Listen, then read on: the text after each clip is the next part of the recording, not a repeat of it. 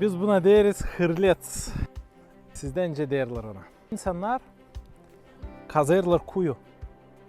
Saklama bir şey. Altınları ya da bir şey, kötü bir iş biri görmesin. Kimse insanlar hani günah yaptılar ya da kötü işler yaşamalarında ileri yaptılar.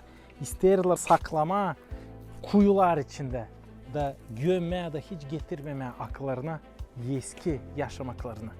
Ama hep o kadar koku gelir oradan. Onlar getirirler akıllarına nerede o gömülü. Onların eski yaşamakları, kompromatları. Ama var sadece birisi bu yeryüzünde.